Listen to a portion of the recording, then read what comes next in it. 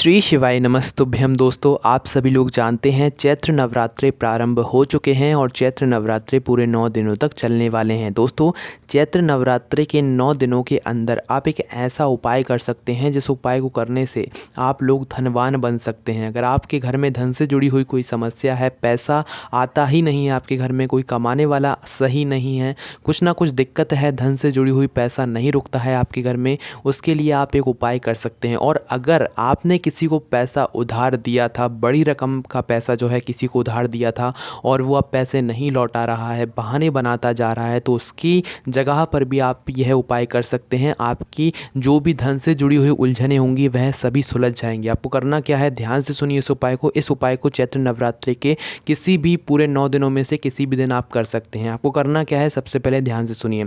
आपको आम का पेड़ देखना है। उस आम के पेड़ में आपको करना क्या है कि आम के पेड़ की आपको नरम वाली जो डंडी होती है वो तोड़कर लानी है। कौन सी तोड़कर लानी है? एक आम का पेड़ है, उस आम के पेड़ में बहुत सारी डगालें होंगी। उन डगालों की जो आखिरी वाली जो लकड़ी होगी, ठीक है, उन आखिरी वाली लकड़ी में जो मतलब पत्ते लगे हुए होंगे, आपको वो आखिरी वाली लकड़ी तोड़नी है जो कि हरे कलर की लकड़ी होगी, है ना, नरम वाली लकड़ी हम उसे ही कहते हैं ना।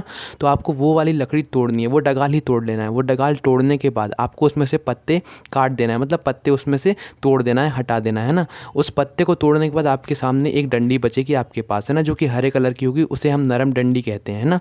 वही नरम डंडी आपको इस उपाय में उपयोग करनी है। आपको उसी तरीके की पूरी 11 डंडी उसी पेड़ में से इकट्ठा कर लेना है, ठीक है। डंडी तोड़ते समय आप एक विशेष बात का ध्यान रखिएगा कि जिस भी पेड़ में से आप आम मतलब ये जो उपाय कर रहे हैं इसकी डंडी तोड़ रहे हो आम के पेड़ की, तो आपको उस आम के पेड़ में से जो है थोड़ा ध्यान से आम की डंडी तोड़ना है, क्योंकि यह वो मौसम है जिस मौसम में जो है आम आना शुरू हो जाते हैं, कैरी आना शुरू हो जाती हैं, ठीक है, जिससे कि आपके उन डंडियाँ तोड़ने से जो है किसी की कैरी ना गिरे, ठीक है। इतना इस बात का आप ध्यान रखिएगा। तो आपको करना क्या है, पूरी 11 डंडियाँ जो है इकट्ठी कर लेना है, ठीक है।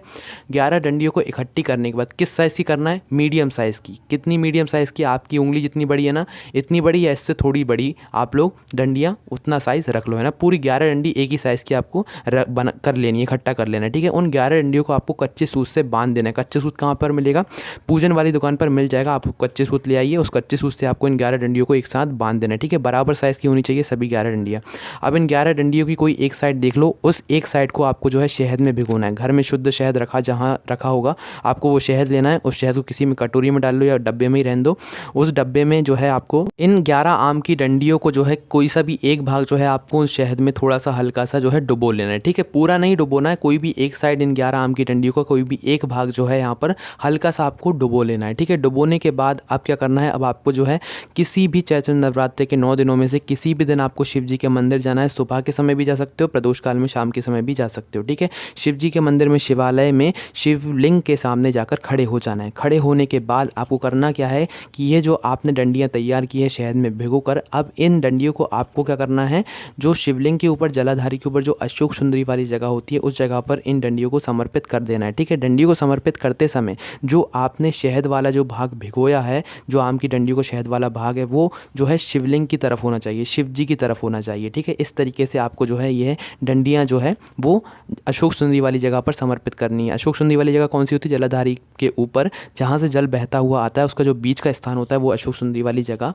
होती है, ठीक है। उस स्थान पर आपको इस तरीके से जो है ये 11 डंडियाँ रख देनी है कि जो शहद वाला भाग है वो शिवलिंग की ओर हो। इस तरीके से आपको समर्पित कर देनी है और भगवान से अपनी मनोकामना बोल दी है। मनोकामना कहने का मतलब है कि जो भी आपके घर में धन से जुड़ी हुई समस्या हो रही हो, वो धन की समस्या जो है आपको भगवान से विनती कर देनी है, ठीक है। अब यह जो समर्पित करने के बाद आपको करना क्या है, आपको जो है थोड़ा सा एक कपड़ा या आपका रुमाल, कोई सा अच्छा वाला रुमाल जो है लेकर जाना है साथ में। कोई कपड़े का टुकड़ा भी लेकर जा सकते हैं। उस कपड़े के टुकड़े में इन 11 डंडियों को समर्पित करने के बाद उसी डंडियों में से आपको थोड़ा सा शहद उठा लेना है, ठीक है। समर्पित करने के बाद जो है थोड़ा सा शहद जो है किसी एक कपड़े पर लगा लेना है और उसे अपनी जेब में रख लेना है, ठीक है। अब इस कपड़े को जो है आपको अपने साथ रखना है। यह भगवान का आशीर्वाद आपके ऊपर है। अपने काम के लिए जब जाओ, अपनी नौकरी के लिए जब जाओ या किसी पैसे संबंधी काम के लिए जाओ तो इस कपड़े को अपने साथ में रख कर जाओ, ठीक है। और जिसने आपका पैसा लिया उससे वापस से बात करने जब जाओ इसी नवरात्रि के बीच में, तो इस कपड़े को अपने साथ में रख कर जाओ, ठीक है। मतलब अपनी जेब में रख कर जाओ जिस कपड़े में आपने शहद लगा कर रखा है। आपका जो उधार बचा हुआ होगा, जो आपका पैसा नहीं लौटा रहा होगा, वैसे ही नवरात्रि के बीच में आपको पैसा लौटा देगा अगर भगवान भोलेनाथ का आशीर्वाद आपके ऊपर हो जाएगा तो, ठीक है। और आपके घर में जो भी धन से जुड़ी हुई समस्या होंगी वह भी भगवान भोलेनाथ के आशीर्वाद से इस उपाय को करने से ज़रूर पूरी हो जाएंगी। कोई भी समस्या आती है आप कमेंट करके पूछ सकते हैं। ओम नमः शिवाय, जय भोले बाबा, श्री शिवाय नमस्तुभ्यम।